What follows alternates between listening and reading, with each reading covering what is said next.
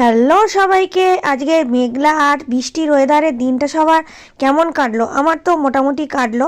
আর আজকে যেহেতু সারা দিন মেঘলা করেছিল আর সারা দিন মোটামুটি হালকা হালকা কিন্তু আমাদের এখানে বৃষ্টি হলো, তাই সন্ধ্যার সময় ভাবলাম একটু কড়া করে দুধ চা খাই। তাই ভাবলাম দুধ চা যখন কড়া করে করবো, একটু মশলা চা করে নিই।